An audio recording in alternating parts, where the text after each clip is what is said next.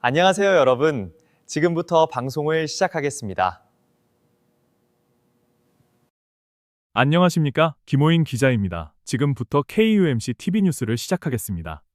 은퇴 자금이 없는 근로자들에게 정부가 은퇴 자금을 마련하는 데 도움을 주면서 현금까지 도와주는 역대 행정 사상 최대의 역사를 기록할 행정명령을 트럼프 대통령의 지시에 의해 시행될 예정입니다.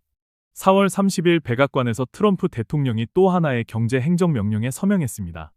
이번 행정명령의 핵심은 단순합니다. 직장의 401k 같은 은퇴연금 제도가 없는 미국 근로자들에게도 더 쉽고 더 싸고 더 투명한 방식으로 은퇴 저축을 시작할 수 있는 길을 열어주겠다는 것입니다.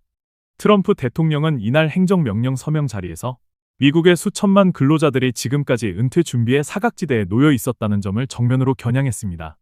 대기업 직원이나 연방 공무원들은 비교적 안정적인 은퇴 저축 시스템을 이용할 수 있었지만 소규모 사업장 직원, 파트타임 근로자, 독립계약자, 자영업자들은 이런 혜택에서 밀려나 있었고 트럼프 대통령의 행정명령은 바로 그 틈을 메우겠다는 것이 이번 조치의 출발점입니다.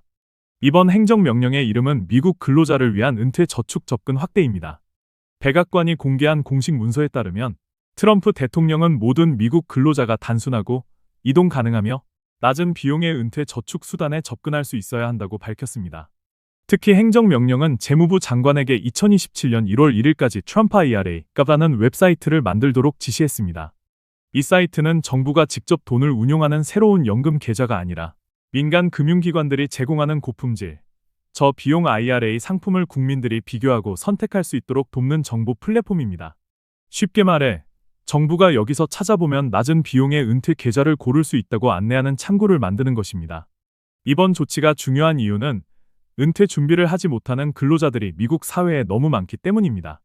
많은 미국인들이 하루하루 일은 하지만 직장에서 제공하는 은퇴연금이 없고 스스로 IRA 계좌를 열어야 한다는 사실조차 모르거나 알아도 수수료와 상품 구조가 복잡해 시작하지 못하는 경우가 많습니다. 백악관은 이번 행정명령을 통해 독립계약자, 자영업자, 파트타임 근로자, 소기업 근로자 같은 계층을 집중 대상으로 삼고 있습니다. 트럼프 대통령이 강조하는 메시지는 분명합니다. 열심히 일하는 미국인이라면 누구나 은퇴 안정성을 가질 권리가 있고 그 기회를 일부 직장인들에게만 맡겨둘 수 없다는 것입니다. 특히 이번 행정명령에서 가장 눈에 띄는 부분은 최대 $1,000까지 가능한 Federal Savers Match, 즉 연방 저축 매칭 제도입니다. 자격이 되는 근로자가 일정 금액을 IRA 등에 저축하면 정부가 일정 부분을 매칭해 은퇴 계좌에 넣어주는 구조입니다. 백악관 공식 문서도 자격을 갖춘 개인이 적격 IRA에 기여할 경우 최대 $1,000의 연방 매칭을 받을 수 있다고 명시했습니다. 이것은 저소득 근로자들에게 매우 현실적인 의미가 있습니다. 은퇴 저축은 돈이 남아서 하는 것이 아니라 제도적으로 첫걸음을 도와줘야 시작할 수 있는 경우가 많기 때문입니다. 또 하나 중요한 점은 비용입니다. 행정명령은 트럼프 IRA에 올라갈 IRA 상품들이 낮은 행정 비용을 유지해야 하며 전체 순비용 비율을 0.15% 이내로 제한하는 기준을 제시했습니다. 또 최소 납입금이나 최소 잔액 요건을 두지 않는 상품을 대상으로 삼도록 했습니다. 이것은 아주 중요한 대목입니다.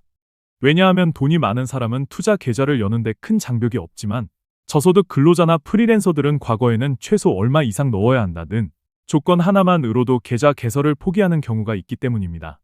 이번 조치는 그 문턱을 낮추겠다는 신호입니다. 이번 행정명령은 단순히 웹사이트 하나를 만드는 문제가 아닙니다. 트럼프 행정부가 경제 메시지를 다시 전면에 세우고 있다는 점에서도 의미가 큽니다. 물가, 생활비, 은퇴 불안, 중산층 붕괴 우려가 계속되는 가운데 백악관은 일하는 사람의 미래를 지키겠다는 프레임을 꺼내 들었습니다. 특히 이번 조치는 정부가 모든 것을 직접 운영하는 방식이 아니라 민간 금융기관을 활용하면서도 비용과 투명성 기준을 제시하는 방식입니다. 정부가 시장을 완전히 대체하는 것이 아니라 시장 안에서 국민들이 더 좋은 선택을 할 수 있도록 길을 열어주는 방식이라고 볼 수 있습니다. 하지만 논란이 없는 것은 아닙니다.